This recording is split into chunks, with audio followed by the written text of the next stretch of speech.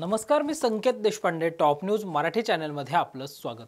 लोकसभेच्या निवडणुका जाहीर झालेल्या आहेत। पुणे शहरात महायुतीचे उमेदवार म्हणून पुणे लोकसभेसाठी मुरलीधर मोहोळ यांच्या गळ्यामध्ये उमेदवारीची माळ पडली आहे।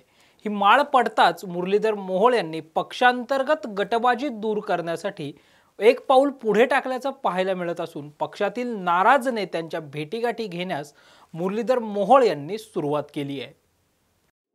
उमेदवारी जाहीर होताच मुरलीधर मोहोळ यांनी पुणे लोकसभेची निवडणूक ही एकतर्फी होईल आणि मोठ्या मताधिक्याने आपण निवडून येऊ असा विश्वास व्यक्त केला आहे। मात्र ही परिस्थिती सत्यात उतरवण्यासाठी मुरलीधर मोहोळ हे सर्वतोपरी प्रयत्न करताना पाहायला मिळत असून याचीच रणनीती म्हणून त्यांनी पक्षातील नेत्यांच्या भेटीगाठी घेण्यास सुरुवात केली आहे।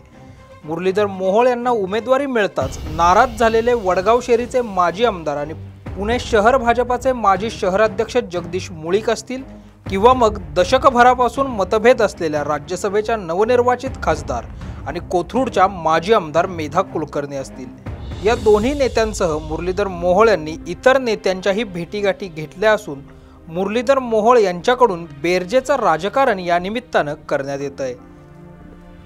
मुरलीधर मोहोळ यांना उमेदवारी मिळाल्यानंतर पक्षातील अनेक नेत्यांनी व कार्यकर्त्यांनी पक्ष कार्यालयात जमत जल्लोष केला।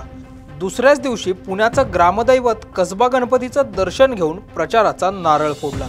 पण यावेळीही लोकसभेसाठी इच्छुक असणाऱ्या नेत्यांनी गैरहजेरी लावल्याचं पाहायला मिळालं। या नेत्यांमध्ये जगदीश मुळीक, संजय काकडे यांच्या अनुपस्थितीच्या चर्चा सर्वाधिक रंगल्या।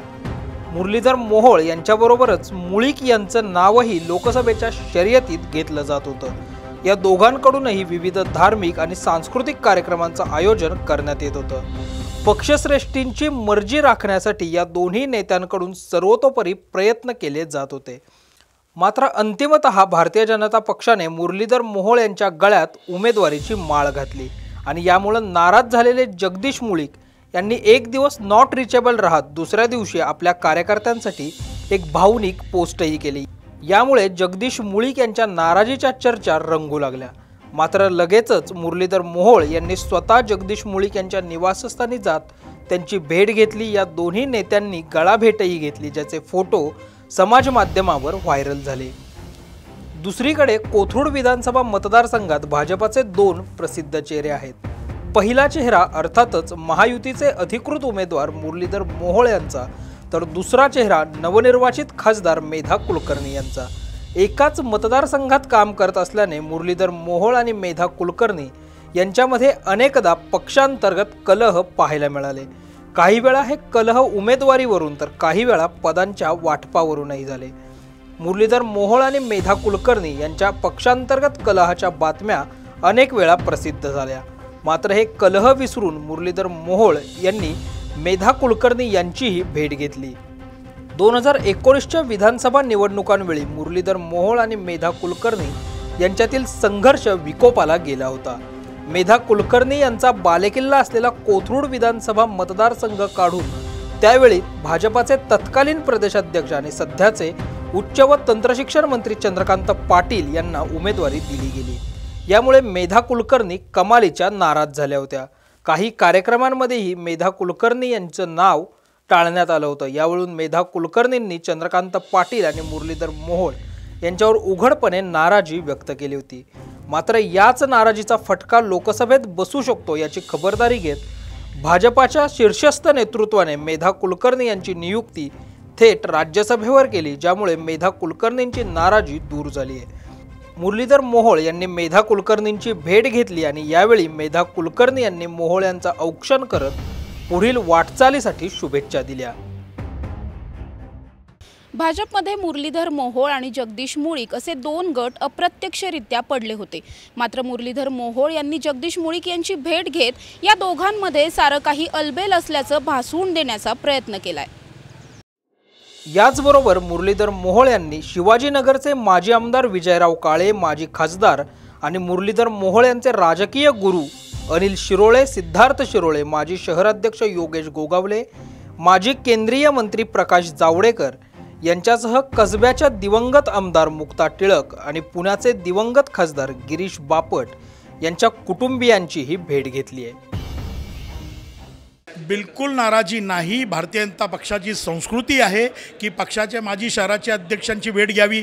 त्याप्रमाणे त्यांनी प्रदीपदादा रावत असतील, योगेशदादा गोगावले असतील, जगदीशजी मुळीक असतील यांची भेट घेतली। मेधाताई कुलकर्णी या आता खासदार झालेल्या आहेत, त्यामुळे मुरलीधर मोहोळांनी त्यांची भेट घेतली। ही भारतीय जनता पक्षाची संस्कृती आहे की सोबत कार्य करणाऱ्या सहकाऱ्यांना विश्वासात घेऊन पुढे जाणं। मुरलीधर मोहोळांचा विजय सोपाच आहे, विषय एवढाच आहे की मताधिक्य किती वाढवायचं। अजूनही आमचे विरोधक कुठल्याही पद्धतीनं त्यांचा उमेदवारच घोषित करू शकलेले नाहीत, त्यामुळे विजय निश्चित आहे। किती मतांनी, किती मताधिक्याने एवढाच प्रश्न आहे। पक्षामध्ये एकजूट दाखवण्यासाठी आणि नेत्यांसोबत असलेल्या मतदारांचं मतामध्ये रूपांतर करण्याचं मोठं आव्हान महायुतीचे उमेदवार मुरलीधर मोहोळ यांच्या पुढे आहे। आणि त्याच अनुषंगाने त्यांनी जे भारतीय जनता पक्षाचे असतील, महायुतीचे जे नेते आहेत त्यांच्या गाठीभेटी घेतलेल्या आहेत आणि आगामी काळात या गाठीभेटींचा मुरलीधर मोहोळ यांना कितपत फायदा होतो हे पाहणं आता महत्त्वाचं ठरणार आहे। आणि ही जी नेते आहेत ते मुरलीधर मोहोळ यांचा आगामी काळात प्रचार करणार का हे पाहणं आता महत्त्वाचं ठरणार आहे। व्हिडिओ जर्नलिस्ट शिवाजी साळुंकेसह Rajratna Jondhale, top news Marathi, Pune.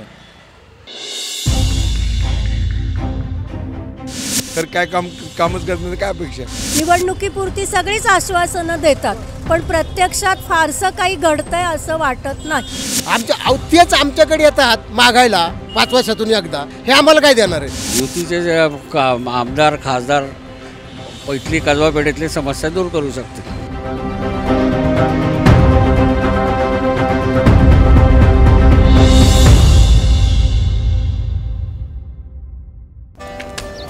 Come on guys, hurry up. अरे सुन ना, एक ब्रेक ले लेते हैं। Guys, I'm telling you, तुम लोगों को सही से ट्रैकिंग नहीं आता। But that's okay, you can learn. रोज का ढक्कन देना। तो ये रेड वाला है, सही वाला देना। अबे ढक्कन, पहले तो सही पानी पीना।